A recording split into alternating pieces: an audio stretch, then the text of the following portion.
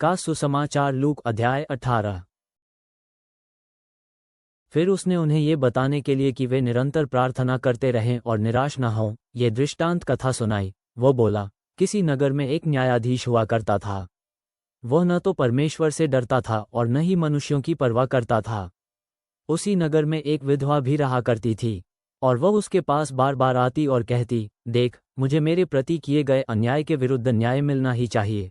सो एक लंबे समय तक तो वह न्यायाधीश आनाकानी करता रहा, पर आखिरकार उसने अपने मन में सोचा, न तो मैं परमेश्वर से डरता हूँ और न लोगों की परवाह करता हूँ।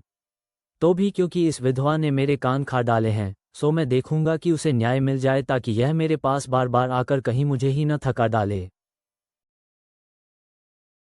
फिर प्रभु ने कहा, देखो उस दुष्ट न्यायाधीश ने क्या कहा था। सो क्या परमेश्वर अपने चुने हुए लोगों पर ध्यान नहीं देगा कि उन्हें, जो उसे रात दिन पुकारते रहते हैं, न्याय मिले? क्या वह उनकी सहायता करने में देर लगाएगा? मैं तुमसे कहता हूं कि वह देखेगा कि उन्हें न्याय मिल चुका है, और शीघ्र ही मिल चुका है। फिर भी जब मनुष्य का पुत्र आएगा तो क्या वह इस धरती पर विश्वास को पाएगा? फिर यीशु ने उन लोगों के लिए भी जो अपने आप को तो नेक मानते थे और किसी को कुछ नहीं समझते, ये दृष्टांत कथा सुनाई। मंदिर में दो व्यक्ति प्रार्थना करने गए, एक फरीसी था और दूसरा कर वसूलने वाला। वह फरीसी अलग खड़ा होकर यह प्रार्थना करने लगा, हे परमेश्वर, मैं तेरा धन्यवाद करता हूँ कि मैं दूसरे लोगों जैसा डाकू, ठग और व्यभिचारी नहीं हूँ, और न ही इस कर वसूलने वाले जैसा हूँ।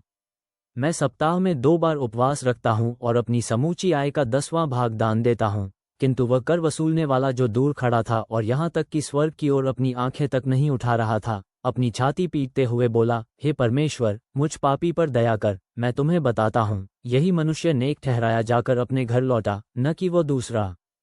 क्योंकि हर वो व्यक्ति जो अपने आप को बड़ा समझेगा, उसे छोटा बना दिया जाएगा, और जो अपने आप को दीन मानेगा, उसे बड़ा बना दिया जाएगा। लोग अपने बच्चों तक को यीशु के पास ला रहे थे कि वह उन्हें बस छू भर दे, किंतु जब उसके शिष्यों ने ये देखा तो उन्हें झिड़क दिया। किंतु यीशु ने बच्चों को अपने पास बुलाया और शिष्यों से कहा, इन छोटे बच्चों को मेरे पास आने दो, इन्हें रोको मत, क्योंकि परमेश्वर का राज्य ऐसों का ही है। मैं सच्चाई के साथ तुमसे कहता हूं कि ऐसा कोई भी जो परमेश्वर के राज्य को एक अबोध बच्चे की तरह ग्रहण नहीं करता, उसमें कभी प्रवेश नहीं पाएगा। फिर किसी यहूदी नेता ने यीशु से पूछा, हे उत्तम गुरु, अनंत जीवन का अधिकार पाने के लिए मुझे क्या करना चाहिए? यीशु ने उससे कहा, तू मुझे उत्तम क्यों कहता है? केवल परमेश्वर को छोड़कर और कोई भी उत्तम नहीं है।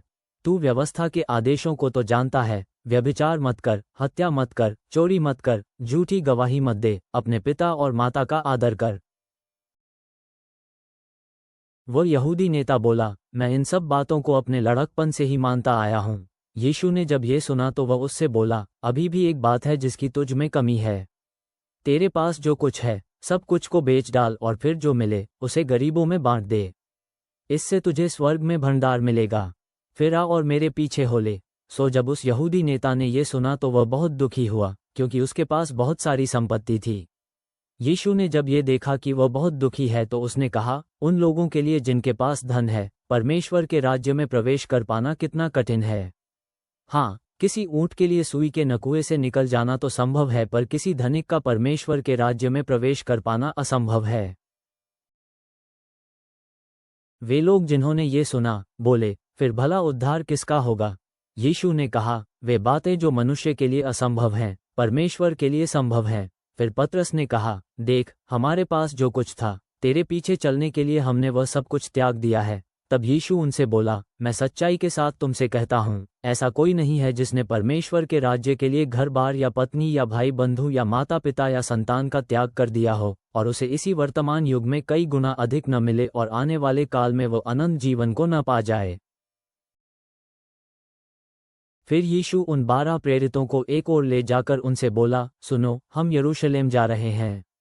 मनुष्य के पुत्र के विषय में नबियों द्वारा जो कुछ लिखा गया है वह पूरा होगा। हाँ, वह विधर्मियों को सौंपा जाएगा, उसकी हंसी उड़ाई जाएगी, उसे कोसा जाएगा और उस पर थूका जाएगा।